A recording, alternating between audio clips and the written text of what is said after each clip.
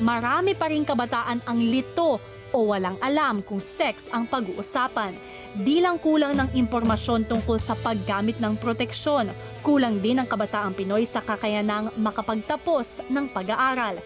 Hindi pa rin kasya ang mga estudyante sa classroom, kulang pa rin ang mga libro at guro, at kulang na kulang pa rin ang sinasahod ng mga magulang. Kaya't wala silang pangtustos sa pag-aaral ng mga anak. At makagraduate man ng kolehiyo, di pa rin siguradong may trabaho ang fresh grad, kaya't napipilitan silang makipagsapalaran na lang sa ibang bansa. Ano ang sagot ng mga nais manungkulan sa mga hinaing at problema ng kabataan? At may pag-asa pa bang aasahan tayong mga tinatawag na pag-asa ng bayan? Yan ang mga tanong ng kabataan dito lang sa YSP.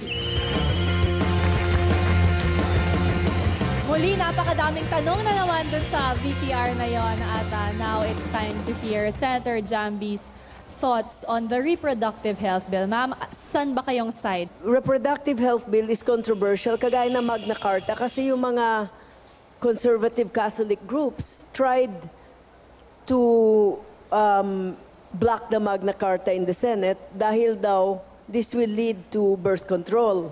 Napakalayo eh. Pero ito naman, reproductive health, hindi naman sinasabi birth control ito. Ito ay talagang education on reproductive health. I don't want to split hairs. Kasama ni rin dyan ang education on how reproduction happens. So wala naman masama dyan at I will vote for this bill. Okay, what does our studio audience think about that? So Josh, ano yung tanong mo? Magandang hapon po para kay Senator Jamby. Gusto ko lamang pong linawin kung paano niyo po isasagawa na makatulong sa kabataan at kababaihan, anong mga spesipikong probisyon na ilalagay natin sa reproductive health na tutulong talaga para tugunan yung problema natin sa populasyon at higit sa lahat ay mabigyan ng edukasyon ang mga kababaihan at ang mga kabataan tungkol sa kanilang tungkulin at mga pananagutan sa reproductive health. Yung bill na isinulong ni Senator Biason is pending on the floor. And it's a very comprehensive bill on reproductive education and reproductive education dissemination. Ang importante dito, pag mapasa ito, ay mabigyan ng opportunity na ma-disseminate ito sa lahat.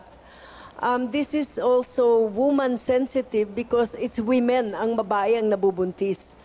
So at least they should have the right to know what happens to them, how they get pregnant, and what happens to them if they get pregnant. Our next question is coming from Michelle of College of St. Benil. So Michelle, ano yung tanong mo? Good evening, Senator. Regarding po sa sex education, in favor po ba kayo na turuan po ang grade 5 hanggang pataas, magsimula sa grade 5? In favor po ba kayo? It is not a matter of being in favor or not. It is a matter of what is comprehensive and how you teach it. Meron naman, ano yan eh, gradations. Grade 5, I think, is a little early to teach graphically. However, you can teach them in science that I was taught about pollination, and you can teach them about reproduction of different species. But I think it should be in high school, where you can teach a more comprehensive, give them more comprehensive education on reproduction and reproductive health. At ngayon naman pag-uusapan natin ang education with Senator Madrigal. Now, Senator, from a young person's point of view, ako feeling ko pag nanonood ako ng news kada June, parang yung pinapanood ko ngayon, parang 3 years ago, yun at yun pa rin yung mga problema ng classroom, teacher, libro, lahat. So, Senator, if you are elected president, ano po yung mga magiging solusyon ninyo to fight the education problem? So we can get at least 100 billion pesos a year to sink into education. One, so that there will be no tuition increase. Two, I do not believe in the commercialization of education. Kasi na yun, all these big businesses, they're buying into state colleges. Pagbabawalan ko yan. At pangatlo, subsidy in books and learning materials. Kasi meron ka ngang konting free education, hindi ka makapasok kasi wala kang educational materials. It is just a matter of priorities in sinking in hundreds of billions of pesos back to education, but not to privatize it. I'm really against the privatization and commercialization. For years, I blocked the UP Charter, yung renewal of UP Charter, sapagkat meron provision doon that they could sell the property of UP. Binlock ko yun hanggang sa naalis namin yung provision na yun that UP all over the Philippines cannot sell their land. Pinaglaban ko talaga yun.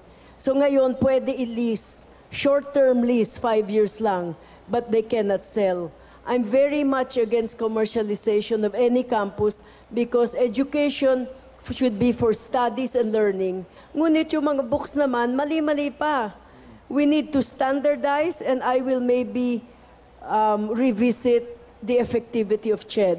Kasi parati ako nagpipikit dyan sa CHED dahil sa school tuition increase. Wala naman nangyayari. It's a very important job. Ang laki ng budget, pero wala namang ginagawa. I would like to audit that and revisit the effectivity of CHED. And push for public school education, equal access for poor families as well as rich families for education. Senator, let's talk about yung magandang na pag-usapan natin kung paano haayusin yung infrastructure sa education. But how about yung content nung tinuturo natin sa mga grade school, high school, and college? Meron ka ba nakikitang pwedeng i-improve doon? Yes, very simple. I would like to get back to the basics and call the subjects what they are. Reading, writing, arithmetic, social studies, history. Ayoko yung pinapagsama-sama. Kasi minsan, pati yung teacher, they're already confused what they're talking about. Now we have another question from our audience member, Aaron. Thanks, Bianca. Yung kasama naman natin ngayon si Bugs from College of St. Benilde. So, Bugs, ano yung question mo? Good evening, Senator. I would like to ask whether you're in favor of adding an extra year or an extra grade or year level to the students in the educational system, and whether you think it is or isn't necessary. Definitely not. It is completely unnecessary. Dagdag gasto sa mga magulang, dagdag taon.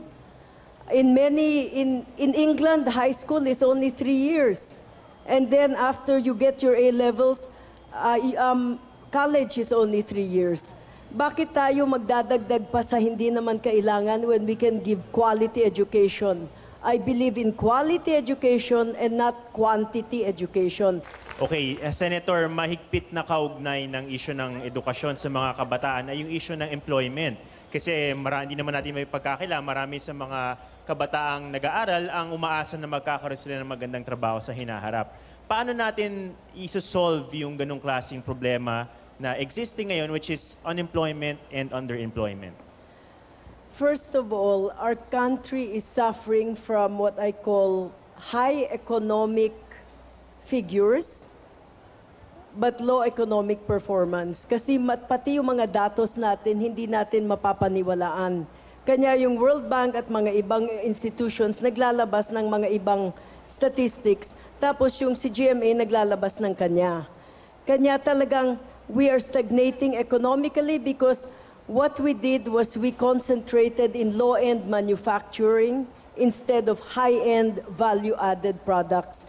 I would like to create jobs by subsidizing real Filipino firms, making it, giving a subsidy or a tax incentive to firms who hire newly graduates. I'm a great believer in the Nobel Prize winner Stiglitz. If elected president, I will ask him to be one of my advisors.